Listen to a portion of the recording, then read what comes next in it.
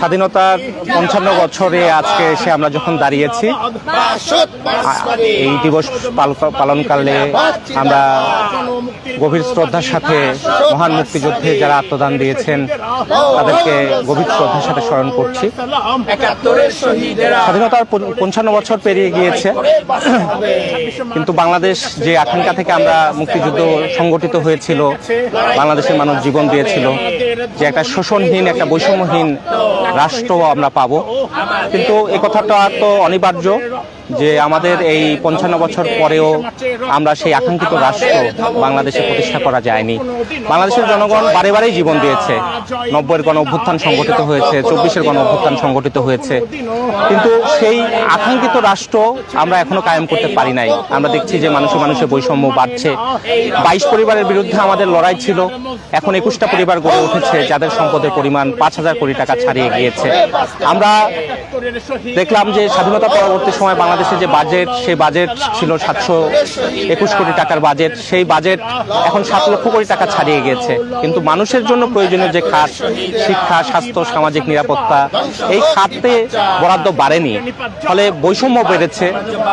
অল্প কিছু মানুষ ধনী হয়েছে, যারা ক্ষমতায় এসেছে তাদের কথা ছিল জনগণের স্বার্থে রাষ্ট্র পরিচালিত হবে, অথচ অল্প কিছু মানুষের স্বার্থে, পুঁজিপতি শ্রেণীর স্বার্থে রাষ্ট্র পরিচালিত হয়েছে। ফলে মুক্তিযুদ্ধের যে আকাঙ্ক্ষা, পরবর্তী সময়ে যে বারে বারে বাংলাদেশের মানুষ জীবন দিয়েছে, এই জীবন দানের যে মূল চাওয়া, মূল আকাঙ্ক্ষা, একটা বৈষম্যহীন, একটা নিরাপদ জীবন এবং একটা শোষণহীন বাংলাদেশ আমরা চাই, শোষণমুক্ত একটা রাষ্ট্র আমরা প্রতিষ্ঠা করতে চাই।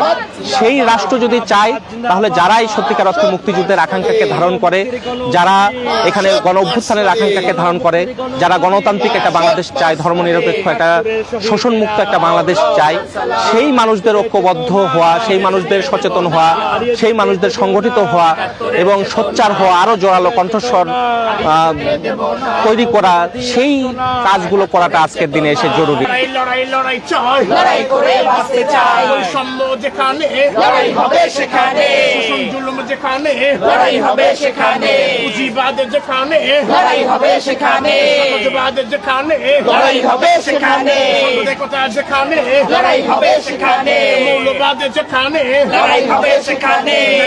যেখানে লড়াই হবে সেখানে, নিপীড়ন যেখানে লড়াই হবে সেখানে। জিন্দাবাদ জিন্দাবাদ, গণমুক্তির গণদাবি, গণমুক্তির গণদাবি।